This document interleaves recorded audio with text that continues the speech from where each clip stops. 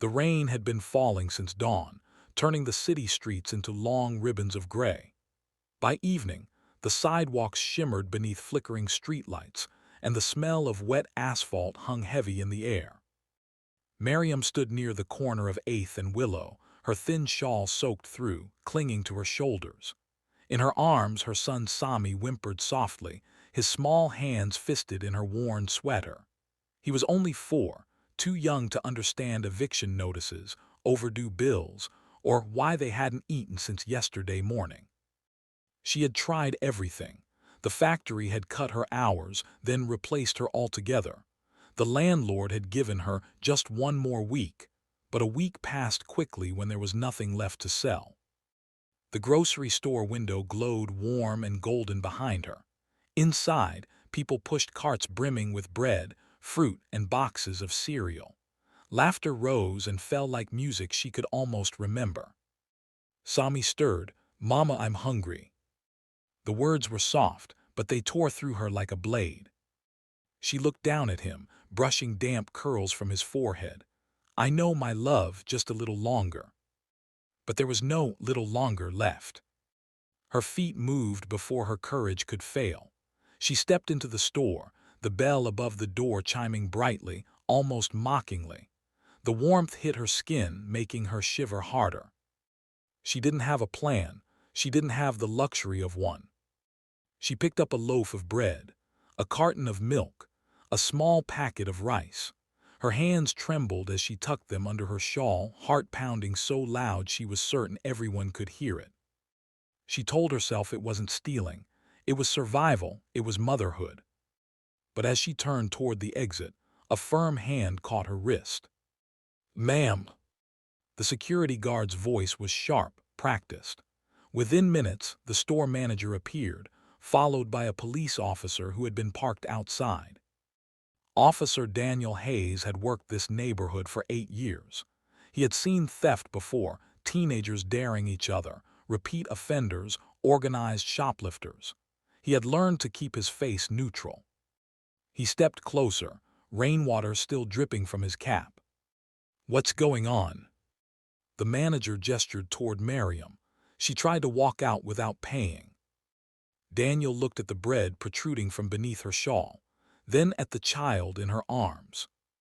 Sami clung tighter, his eyes wide.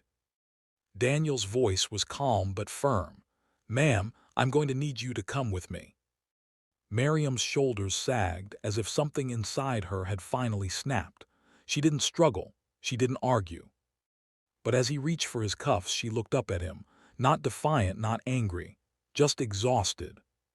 "You can arrest me," she said, her voice barely above a whisper, "but feed my child first." The store went silent. Daniel froze. He had heard excuses before, elaborate stories, tears that felt rehearsed. But this wasn't that. Sami tugged at her sweater. "Mama, please." Daniel swallowed. The words echoed in his chest long after they were spoken. "You can arrest me, but feed my child first." He glanced at the manager. "How much is it?" The manager scoffed. "That's not the point if we let one person." "How much?" Daniel repeated. $23. Daniel reached into his wallet.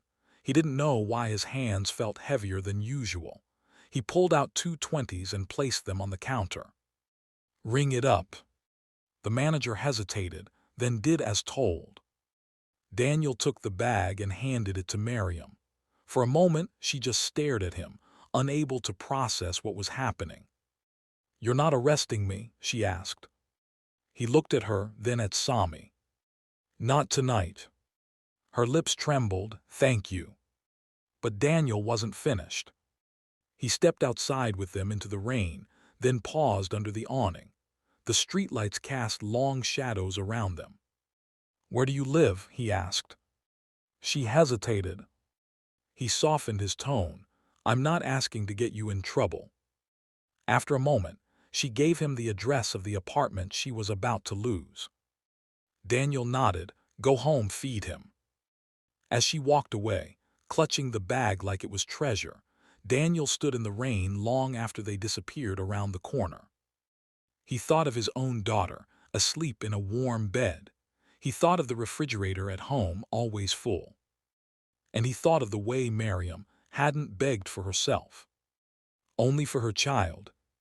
The next morning, Daniel couldn't shake the memory. He had taken an oath to uphold the law, but somewhere between the academy and 8 years on the force, he had learned something else. Laws kept order, but compassion kept humanity. He drove past Miriam's building before his shift officially started. The place looked worse in daylight: cracked windows, peeling paint, notices taped to doors. He climbed the narrow stairs and knocked. When Miriam opened the door, her eyes widened in alarm. "I paid for the food," she said quickly. "I swear." "I know," Daniel interrupted gently. He glanced past her. The apartment was nearly empty. A mattress on the floor, a single chair, no table. Sami sat cross-legged, eating a piece of bread dipped in milk. Daniel felt something tighten in his chest. "I came to talk," he said. She let him in cautiously. He removed his cap. For the first time, he felt the weight of the badge on his chest. "I can't ignore what happened," he said carefully, "but I don't want to just process paperwork and walk away either."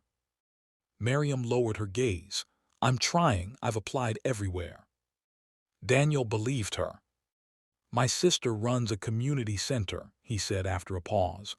"They help with job placement, food assistance, temporary housing." She looked up, hope flickering in her tired eyes. "Why would you do that for me?" He hesitated, searching for the truth. "Because my mother once stood where you're standing." The word surprised even him. "She raised 3 of us alone," he continued. "There were nights she skipped meals. A neighbor helped her once, changed everything." Miriam's eyes filled with tears. She didn't try to hide this time. Daniel reached up slowly and unclipped his badge. He placed it on the small windowsill. "For the next hour," he said, "I'm not Officer Hayes." He met her gaze. "I'm just Daniel." The gesture wasn't rebellion. It wasn't defiance of the law. It was a reminder, to her and to himself, that humanity came before procedure. They spent the next hour making calls. His sister answered on the second ring. Arrangements were made. By afternoon, a volunteer arrived with groceries. By evening, Miriam had an interview scheduled. Weeks passed. Daniel didn't hear from her and assumed she had moved on. Then one Saturday afternoon, as he was finishing paperwork at the station, a small knock sounded at the front desk. He looked up. Sami stood there holding his mother's hand, but this time he wasn't pale and trembling. He was smiling. Miriam looked different too, still tired but steadier, stronger. "I got the job," she said softly, "at the bakery near the center." Daniel felt a grin tug at his lips. "That's great." "And we moved into temporary housing," she added. "It's small, but it's ours for now." Sami stepped forward and held out something wrapped in tissue paper. Daniel knelt. Inside was a small handmade badge cut from cardboard, colored carefully with crayons. Across the front, in uneven letters, it read, "Hero." "For you," Sami said proudly. Daniel's throat tightened. He looked at Miriam.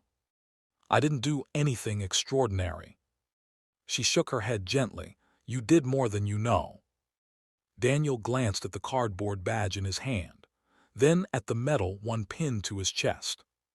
That night, when he returned home, he placed the cardboard badge in a small frame on his desk. Years later, long after promotions and commendations, long after cases blurred together, that simple crayon badge remained.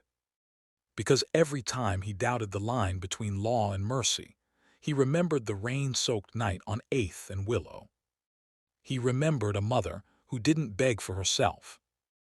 And he remembered the moment he realized that sometimes the bravest thing an officer can do is take off his badge and choose to see the human being standing in front of him.